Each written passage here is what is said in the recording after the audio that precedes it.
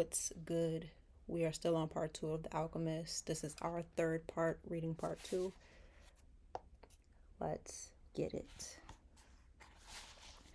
The boy awoke as the sun rose. There, in front of him, where the small stars had been the night before, was an endless row of date palms stretching across the entire desert. "We've done it," said the Englishman, who had also awakened early. But the boy was quiet. He was at home with the silence of the desert. He was content to just look at the trees. He still had a long way to go to reach the pyramids, and someday, this morning, would just be a memory. But this was the present moment, the party the camel driver had mentioned, and he wanted to live in it as he did the lessons of his past and his dreams of the future. Although the vision of the date palms would someday be just a memory, right now it signified shade, water, and a refuge from the war. Yesterday, the camel's groans signaled danger, and now a row of date palms could hurdle a miracle. The world speaks many languages, the boy thought. The times rush past, and so do the caravans, thought the alchemist as he watched the hundreds of people and animals arriving at the oasis. People were shouting at the new arrivals. Dust obscured the desert sun, and the children of the oasis were bursting with excitement at the arrival of the strangers. The alchemist saw the tribal chiefs greet the leader of the caravan and converse with him at length. But none of that mattered to the alchemist. He had already seen many people come and go, and the desert remained as it was. He had seen kings and beggars walking the desert sands. The dunes were changed constantly by the wind, yet there were the same sands he had known since he was a child. He also enjoyed seeing the happiness that the travelers experienced when, after weeks of yellow sand and blue sky, they first saw the green of the date palms. Maybe God created the desert so that man could appreciate the date palms, he thought. He decided to concentrate on more practical matters. He knew that in the caravan there was a man to whom he was to teach some of his secrets. The omens had told him so. He didn't know the man yet, but his practiced eye would recognize him when he appeared. He hoped that it would be someone as capable as his previous apprentice. I don't know why these things have to be transmitted by word of mouth, he thought. It wasn't exactly that they were secrets. God revealed his secrets easily to all his creatures. He had one explanation for this fact. Things have to be transmitted this way because they were made up from the pure life, and this kind of life cannot be captured in pictures or words, because people become fascinated with pictures and words and wind up forgetting the language of the world. The boy couldn't believe what he was seeing. The oasis, rather than being just a well surrounded by a few palm trees, as he had seen once in a geography book, was much larger than many towns back in Spain.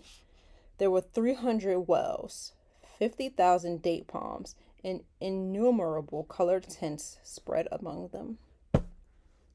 "It looks like 1,001 nights," said the Englishman, impatient to meet the alchemist. They were surrounded by children, curious to look at the animals and people that were arriving.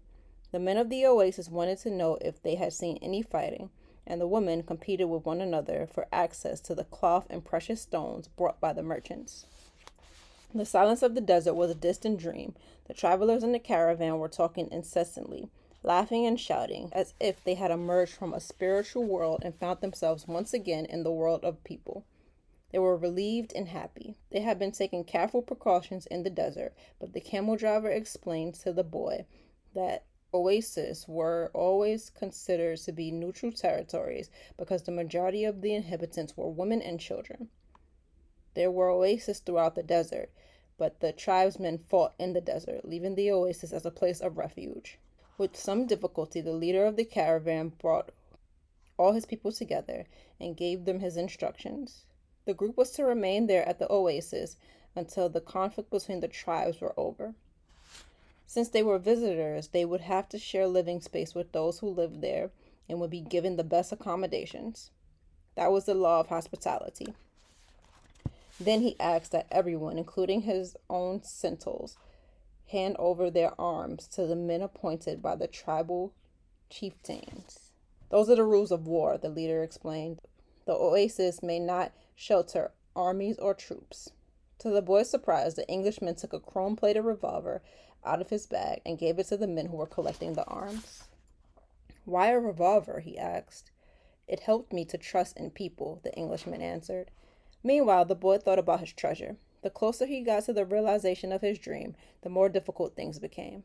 It seemed as if what the old king had called beginner's luck was no longer functioning. In his pursuit of the dream, he was being constantly subjected to tests of his persistence and courage, so he could not be hasty nor impatient. If he had pushed forward impulsively, he would fail to see the signs and omens left by God along his path. God placed him along his path. He had surprised himself with the thought.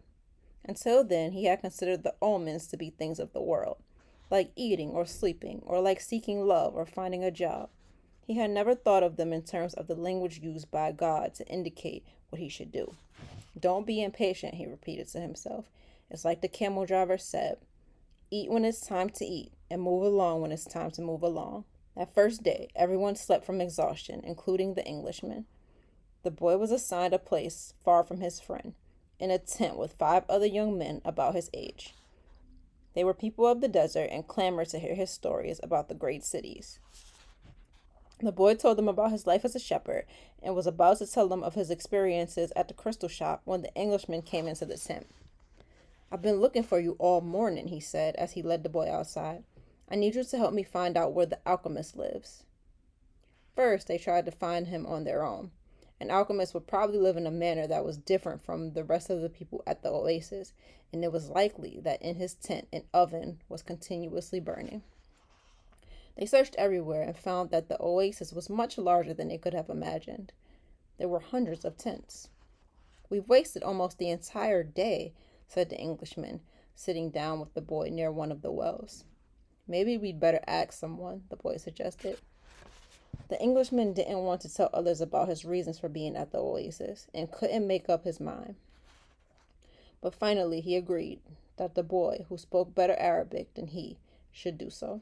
The boy approached a woman who had come to the well to fill a goat skin with water. "Good afternoon, ma'am. I'm trying to find out where the alchemist lives here at the oasis." The woman said she had never heard of such a person and hurried away. But before she fled, she advised the boy that he better not try to converse with women who were dressed in black, because they were married women. He should respect tradition. The Englishman was disappointed. It seemed he had made the long journey for nothing. The boy was also saddened. His friend was in pursuit of his personal legend, and when someone was in such pursuit, the entire universe made an effort to help him succeed. That's what the old king had said. He couldn't have been wrong. "I had never heard of alchemists before," the boy said. "Maybe no one here has either." The Englishman's eyes lit up. "That's it. Maybe no one knows what an alchemist is. Find out who it is who cures the people's illnesses."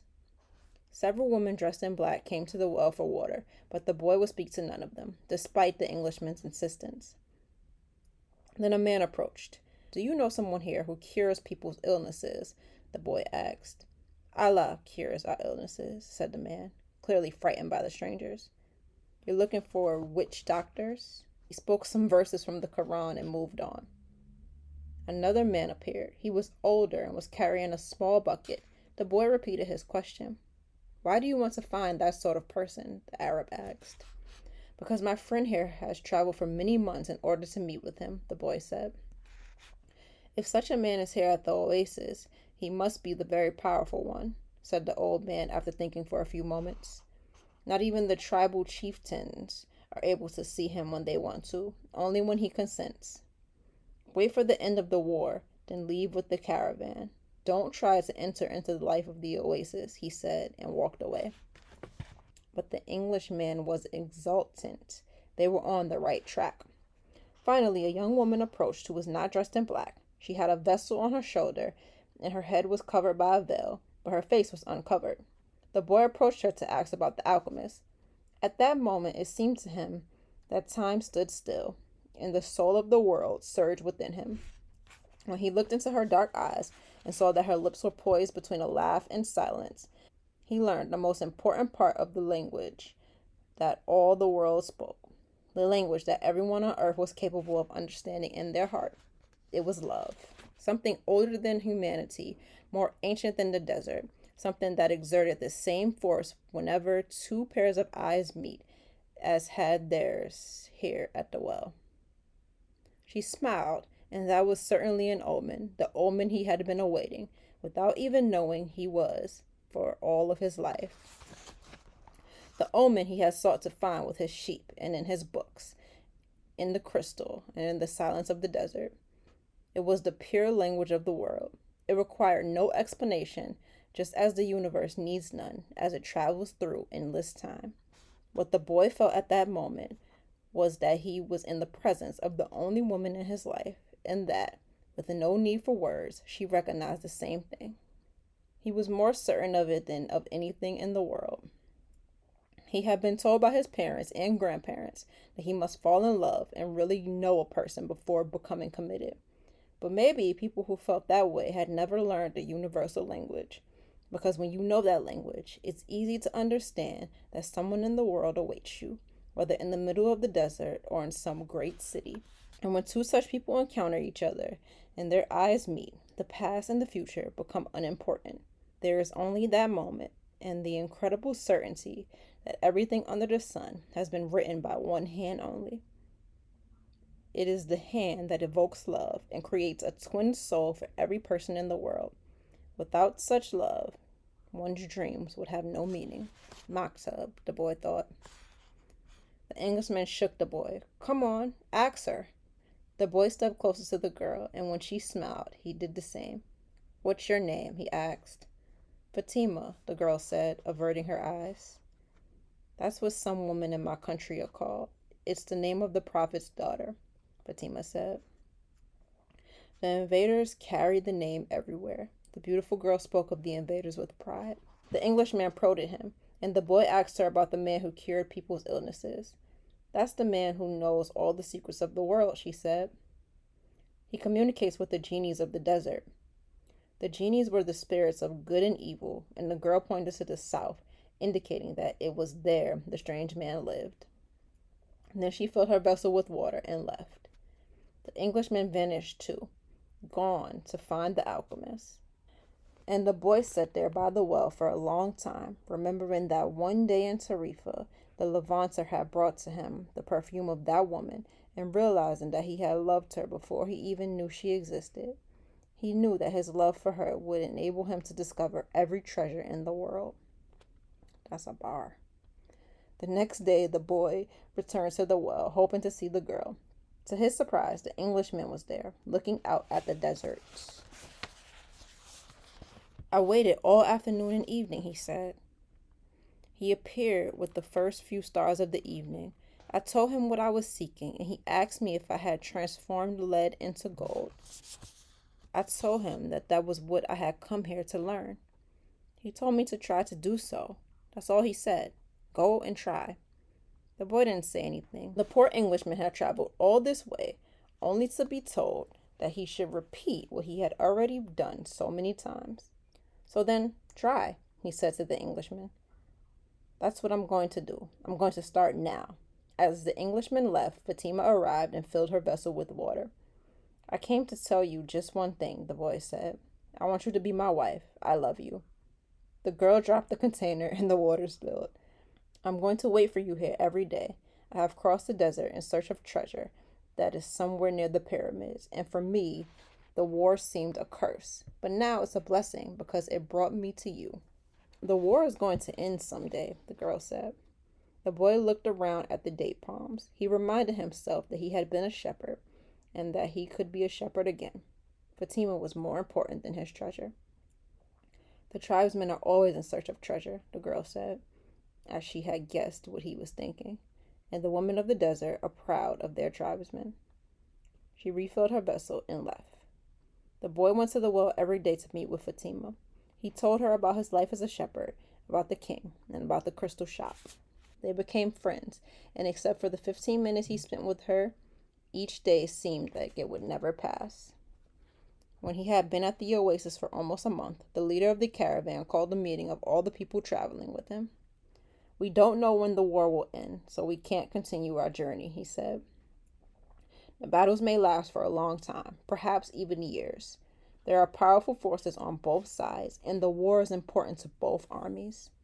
It's not a battle of good against evil. It's a war between forces that are fighting for the balance of power. And when that type of battle begins, it lasts longer than others because Allah is on both sides. The people went back to where they were living, and the boy went to meet with Fatima that afternoon. He told her about the morning's meeting. The day after we met, Fatima said, you told me that you loved me. Then you taught me something of the universal language and the soul of the world. Because of that, I have become a part of you. The boy listened to the sound of her voice and thought it was more beautiful than the sound of the wind of the date palms. I have been waiting for you here at the oasis for a long time. I have forgotten about my past, about my traditions, and the way in which men of the desert expect women to behave. Ever since I was a child, I have dreamed that the desert would bring me a wonderful present. Now, my present has arrived, and it's you. The boy wanted to take her hand, but Fatima's hands held to the handles of her jug. You told me about your dreams, about the old king and your treasure, and you've told me about omens. So now, I fear nothing, because it was those omens that brought you to me, and I am part of your dream, a part of your personal legend, as you call it. That's why I want you to continue toward your goal. If you have to wait until the war is over, then wait. But if you have to go before then, go in pursuit of your dream. The dunes have changed by the wind, but the desert never changes. That's the way it will be with our love for each other. Maktab, she said, if I am really a part of your dream, you'll come back one day. The boy was sad as he left her that day. He thought of all the married shepherds he had known. They had a difficult time convincing their wives that they had to go off into the distant fields. Love required them to stay with the people they loved. He told Fatima that at their next meeting. The desert takes our men from us, and they don't always return, she said. We know that, and we are used to it. Those who don't return become a part of the clouds, a part of the animals that hide in the ravines, and of the water that comes from the earth. They become a part of everything. They become the soul of the world. Some do come back, and then the other women are happy because they believe that their men may one day return as well. I used to look at those women and envy them their happiness. Now, I too will be one of those women who wait. I am a desert woman, and I am proud of that. I want my husband to wander as free as the winds that shape the dunes. And if I have to, I will accept the fact that he has become part of the clouds and the animals and the water of the desert. The boy went to look for the Englishman. He wanted to tell him about Fatima. He was surprised when he saw that the Englishman had built himself a furnace outside his tent. It was a strange furnace, fueled by firewood, with a transparent flask heating on top. As the Englishman stared out at the desert, his eyes seemed brighter than they had been when he was reading his books. This is the first phase of the job, he said. I have to separate out the sulfur. To do that successfully, I must have no fear of failure. It was my fear of failure that first kept me from attempting the masterwork. Now I'm beginning what I could have started 10 years ago, but I'm happy at least that I didn't wait 20 years. It'd be like that. He continued to feed the fire, and the boy stayed on until the desert turned pink in the setting sun. He felt the urge to go out into the desert to see if its silence held the answer to his questions. He wandered for a while, keeping the date palms of the oasis within sight. He listened to the wind and felt the stones beneath his feet. Here and there, he found a shell and realized that the desert in remote times had been a sea. He sat on a stone and allowed himself to become hypnotized by the horizon. He tried to deal with the concept of love as distinct from possession and couldn't separate them. But Fatima was a woman of the desert, and if anything could help him to understand, it was the desert. As he sat there thinking, he sensed movement above him. Looking up, he saw a pair of hawks flying high in the sky. He watched the hawks as they drifted on the wind. Although their flight appeared to have no pattern, it made a certain kind of sense to the boy. It was just that he couldn't grasp what it meant. He followed the movement of the birds, trying to read something into it. Maybe these desert birds could explain to him the meaning of love without ownership. He felt sleepy. In his heart, he wanted to remain awake, but he also wanted to sleep. I am learning the language of the world, and everything in the world is beginning to make sense to me, even the flight of hawks, he said to himself. And in that mood, he was grateful to be in love. When you are in love, things make even more sense, he thought. Suddenly, one of the hawks made a flashing dive through the sky, attacking the other. And as it did so, a sudden, fleeting image came to the boy. An army, with its swords at the ready, riding into the oasis. The vision vanished immediately, but it had shaken him. He had heard people speak of mirages, and he had already seen some himself. They were desires that, because of their intensity, materialized over the sands of the desert. But he certainly didn't desire an army to invade the oasis. He wanted to forget about the vision and return to his meditation. He tried again to concentrate on the peaked shades of the desert and its stones. But there was something there in his heart that wouldn't allow him to do so. Always heed the omens, the old king had said. The boy recalled what he had seen in his vision and sensed that it was actually going to occur. He rose and made his way back toward the palm trees. Once again, he perceived the many languages of the things about him. This time, the desert was safe, and it was the oasis that had become dangerous. The camel driver was seated at the base of the palm tree, observing the sunset. He saw the boy appear from the other side of the dunes. An army is coming, the boy said. I had a vision. And the desert fills men's hearts with visions, the camel driver answered. But the boy told him about the hawks, that he had been watching their flight and had suddenly felt himself to have plunged to the soul of the world. The camel driver understood what the boy was saying. He knew that any given thing on the face of the earth could reveal the history of all things. One could open a book at any page, or look at a person's hand. One could turn a card, or watch the flight of birds. Whatever the thing observed, one could find a connection with his experience of the moment. Actually, it wasn't that those things in themselves revealed anything at all. It was just that people, looking at what was occurring around them, could find a means of penetration to the soul of the world. The desert was full of men who earned their livings based on the ease with which they could penetrate the soul of the world. They were known as seers, and they were held in fear by women and the elderly. Tribesmen were also wary of consulting them, because it would be impossible to be effective in battle if one knew that he was fated to die. The tribesmen preferred the taste of battle and the thrill of not knowing what the outcome would be. The future was already written by Allah, and what he had written was always for the good of men. So the tribesmen lived only for the present, because the present was full of surprises, and they had to be aware of many things. Where was the enemy's sword? Where was his horse? What kind of blow should one deliver next in order to remain alive? The camel driver was not a fighter, but he had consulted with seers. Many of them had been right about what they had said, while some of them had been wrong. Then, one day, the oldest seer he had ever sought out, and the one most to be feared, had asked why the camel driver was so interested in the future. Well, so I can do things, he had responded, and so I can change those things that I don't want to happen. But then they wouldn't be a part of your future, the seer had said. Well, maybe I just want to know the future so I can prepare myself for what's coming. If good things are coming, they will be a pleasant surprise, said the seer. If bad things are, and you know in advance, you will suffer greatly before they even occur. I want to know about the future because I am a man, the camel driver had said to the seer, and men always live their lives based on the future. The seer was a specialist in the casting of twigs. He threw them on the ground and made interpretations based on how they fell. That day, he didn't make a cast. He wrapped the twigs in a piece of cloth and put them back in his bag. I make my living forecasting the future for people, he said. I know the science of the twigs, and I know how to use them to penetrate to the place where all is written. There, I can read the past, discover what has already been forgotten, and understand the omens that are here in the present. When people consult me, it's not that I am reading the future. I am guessing at the future. The future belongs to God, and it is only He who reveals it under extraordinary circumstances. How do I guess at the future? Based on the omens of the present. The secret is here in the present. If you pay attention to the present, you can improve upon it.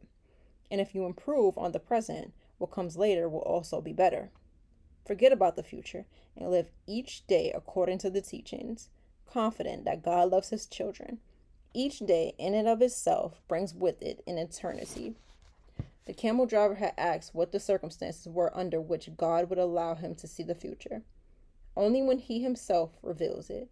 God only rarely reveals the future. And when he does so, it is only for one reason. It's a future that was written so as to be altered. God has shown the boy a part of the future, the camel driver thought. Why was it that he wanted the boy to serve as his instrument? Go and speak to the tribal chieftains, said the camel driver. Tell them about the armies that are approaching. They'll laugh at me. They are men of the desert, and the men of the desert are used to dealing with omens. Well, then they probably already know. They're not concerned with that right now. They believe if they have to know about something Allah wants them to know, someone will tell them about it. It has happened many times before, but this time the person is you. The boy thought of Fatima, and he decided he would go to the chiefs of the tribes. The boy approached the guard at the front of the huge white tent at the center of the oasis. I want to see the chieftains. I've brought omens from the desert. Without responding, the guard entered the tent, where he remained for some time. When he emerged, it was with a young Arab, dressed in white and gold. The boy told the younger man what he had seen, and the man asked him to wait there. He disappeared into the tent. Night fell, and an assortment of fighting men and merchants entered and exited the tent. One by one, the campfires were extinguished, and the oasis fell as quiet as the desert. Only the lights of the great tent remained. During all this time, the boy thought about Fatima, and he was still unable to understand his last conversation with her. Finally, after hours of waiting, the guard bade the boy enter. The boy was astonished by what he saw inside. Never could he have imagined there in the middle of the desert there existed a tent like this one. The ground was covered with the most beautiful carpets he had ever walked upon, and from the top of the structure hung lamps of hand-wrought gold, each with a lighted candle. The tribe chieftains were seated at the back of the tent in a semicircle, resting upon richly embroidered silk cushions. Servants came and went with silver trays laden with spices and tea. Other servants maintained the fires and the hookahs. The atmosphere was suffused with the sweet scent of smoke. There were 8 chieftains, but the boy could see immediately which of them was the most important, an Arab dressed in white and gold, seated at the center of the semicircle. At his side was the young Arab the boy had spoken with earlier. Who is the stranger who speaks of omens? Asked one of the chieftains, eyeing the boy. It is I, the boy answered, and he told what he had seen. Why would the desert reveal such things to a stranger when it knows that we have been here for generations? Said another of the chieftains. Because my eyes are not yet accustomed to the desert, the boy said. I can see things that eyes habituated to the desert might not see. And also because I know about the soul of the world, he thought to himself. The oasis is neutral ground. No one attacks an oasis, said the third chieftain. I can only tell you what I saw. If you don't want to believe me, you don't have to do anything about it. The men fell into an animated discussion. They spoke in an Arabic dialect that the boy didn't understand, but when he made to leave, the guards told him to stay. The boy became fearful. The omens told him that something was wrong. He regretted having spoken to the camel driver about what he had seen in the desert. Suddenly, the elder at the center smiled almost imperceptibly, and the boy felt better. The man hadn't participated in the discussion, and in fact hadn't said a word up until this point. But the boy was already used to the language of the world, and he could feel the vibrations of peace throughout the tent. Now his intuition was that he had been right in coming. The discussion ended. The chieftains were silent for a few moments as they listened to what the old man was saying. Then he turned to the boy. This time his expression was cold and distant. 2,000 years ago, in a distant land, a man who believed in dreams was thrown into a dungeon and then sold as a slave, the old man said, now in the dialect the boy understood. Our merchants bought that man and brought him to Egypt. All of us know that whoever believes in dreams also knows how to interpret them. The elder continued, when the Pharaoh dreamed of cows that were thin and cows that were fat, this man I'm speaking of rescued Egypt from famine. His name was Joseph. He too was a stranger in a strange land, like you, and he was probably about your age. He paused, and his eyes were still unfriendly. We also observe tradition. The tradition saved Egypt from famine in those days and made the Egyptians the wealthiest of peoples. The tradition teaches men how to cross the desert and how their children should marry. The tradition says that an oasis is neutral territory because both sides have oases and so both are vulnerable. No one said a word as the old man continued. But the tradition also says that we should believe the messages of the desert. Everything we know was taught to us by the desert. The old man gave a signal, and everyone stood. The meeting was over. The hookahs were extinguished, and the guards stood at attention. The boy made ready to leave, but the old man spoke again. Tomorrow, we are going to break the agreement that says that no one at the oasis may carry arms. Throughout the entire day, we will be on the lookout for our enemies. When the sun sets, the men will once again surrender their arms to me. For every 10 dead men among our enemies, you will receive a piece of gold. But arms cannot be drawn unless they also go into battle. Arms are as capricious as the desert, and if they are not used, the next time they might not function. If at least one of them hasn't been used by the end of the day tomorrow, one will be used on you. When the boy left the tent, the oasis was illuminated by only the light of the full moon. He was 20 minutes from his tent and began to make his way there. All right, I think I'm going to break it up there. We will be back for the next part soon. Peace.